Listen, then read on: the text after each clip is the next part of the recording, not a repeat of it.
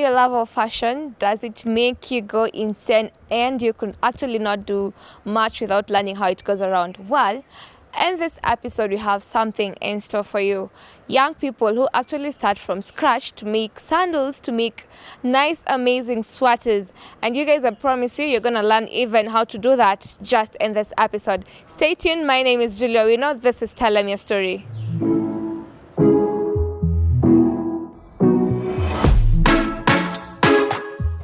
Starting up might be a little tricky.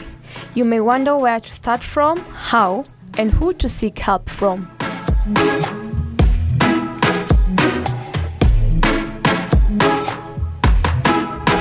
Just that little motivation in life and always seeking to be different can take you places that you never imagined. The guy Steve is a good example of this. He walks us through his journey very politely. This is how he started. I'm Stephen Mundi. I'm at the University of Nairobi, currently at my second year. I major in economics and statistics, and I also do basketball alongside social transfer. He found me sitting at the staircase, mlango wetu ulikuwa umefungwa. He told me, come, ukae kejani, ukingoja kwenye kufunguliwa. Nikashangaa. Mwanzo ni trust hiyo. Sasa mimi nikaenda nikakaa kejani, nilikuwa nimebeba jezi za timu kwa kutoka zoezi. Nikatulia hapo, kuingia kwa nyumba napata as in like sandals, bags, alafu pieces of material. I got interested kiasi nikamwambia niaje njoro hizi ni nini, akaniambia, akaanza kunielezea nini. Then I got interested, akaanza kuniambia Steve, ni kazi poa, as in like kama una dola zapata doa hapa nini all that. Nikaingia sasa kabisa. And his future plans are? My future plans ni ndo mara company grow, as in cause hapa ndio kama main hustle yangu, so ni grow sasa tukiwa wawili sisi tuko na all that is needed ndio to proceed. So from there kwa stories za marketing strategy, but saa zingine bado kwa handworks, bado wako poa sanya yuko busy, tunasaidiana na mimi bado ni wa compare hizo advice, kumuonesha kenye najua hapa. It's all about learning. Yeye ananifunza, mimi namfunza, so with that tuweza kutema watu wengine, tuwafunze nao pia wajijenge, grow ikue kama empire. Everyone earns from their hard work. So does Steve. Ni kitu nafanya willingly, nobody is forcing me to do it. And plus after doing it willingly, inaniletea something else. I'm also creating new friendships, alafu unapata na kuwa outgoing. Because kitambo nakumbuka nilikuwa mtu mwenye nilikuwa nimezaliwa peke yangu, so ukapata nilikuwa mtoka tu kwa nyumba peke yake. Jamaa ndio mtoka kwa nyumba, unapata mimi ndio mtoka kwa nyumba peke yake. So nikuja kufanya hii job na create hizo new links, and I'm getting out, I'm getting money, so why should I not do it? But how does he manage to juggle work, studies and basketball? Most of the time unapata job yetu tunafanya during the day, like I might have one class 11 to 2 class basically for 3 hours. Naweza mka asubuhi 6 after our training, in personal training, ile physical training. Tunakaa from 7 hivi, tunakaa chini, tunasema leo acha tutengeneze sandals.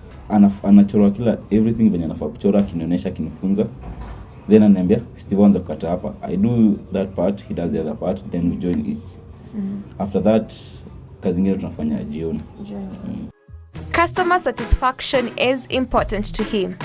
Hii kazi yangu mimi hufanya mostly sio ati ni shule nilienda, ni hiyo passion na kupenda kitu ndio inatuma. Afu through YouTube badala ya kwenda kuingia ka Facebook, vitu zenye zikusaidia ma social network huko labda uko una market, naingia YouTube una learn kitu. Some best moment ni senye sasa umemake kitu imetokea exact venye ulikuwa unataka, hadi wewe mwenyewe unaiadmire, uamini ni wewe umetengeneza. So what challenges do you go through? Anakuja hapa kwa hii workshop yetu, check out hii kitu, anaiangalia nini anavaa, mara anatoka nayo, alafu unaona ako so willing to buy. Anapiga tu story mingi, alafu anaenda anunui. Alafu ingine pia unapata tumepata order, hatujalipo deposit bado, but we really want to make, alafu tuna cash kabisa. So we're just down kabisa, we don't know what to do. So we've seen this guy around since the beginning, but we don't know much about him, or we don't know his name.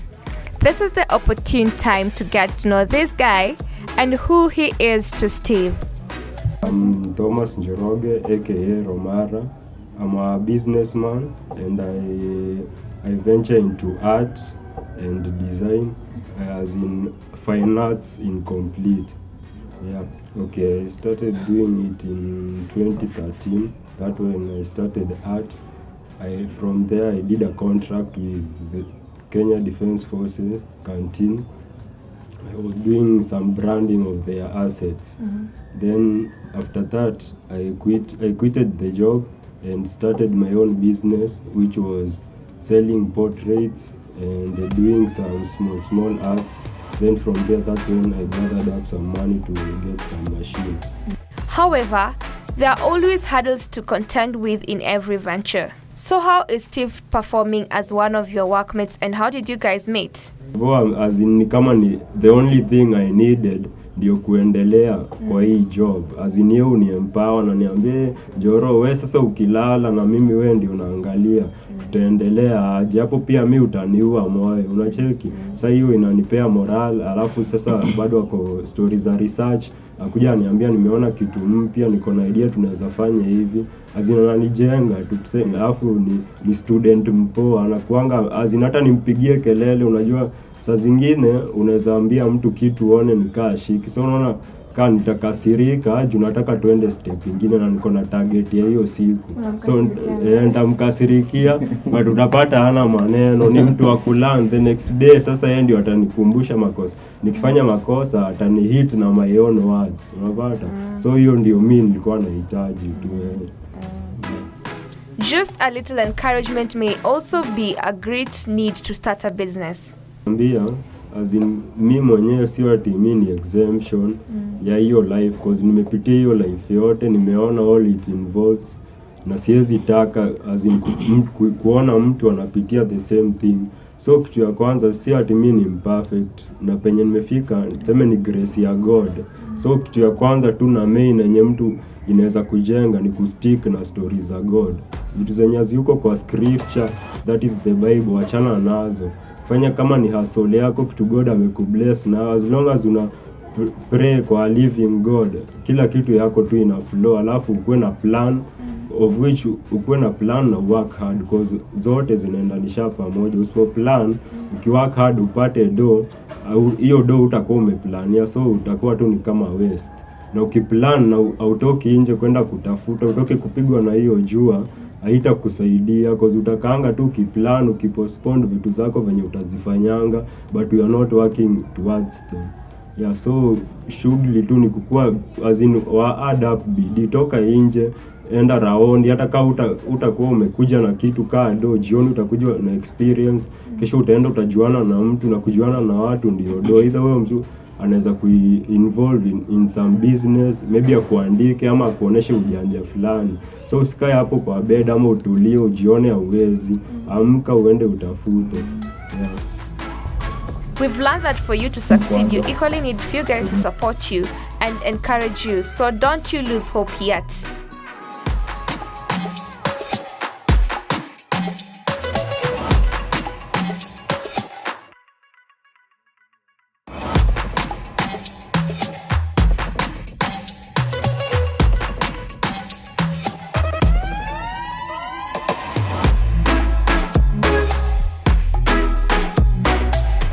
Wow, this is impressing on another new level. Like, I usually see these people just selling out stuff, but I've never got to learn how they start from scratch. And I believe most of the guys who went back in high school did home science, know how all these things go down from the beginning to the very end. And I am glad that at this point I can also make my own jumper, I can also make my own shoes. I don't have to go buying from people all the time. That was telling me a story for you. I hope you've learned something and you're actually motivated to be a better person wherever you're placed right now. Till next time, my name is Julia Wino.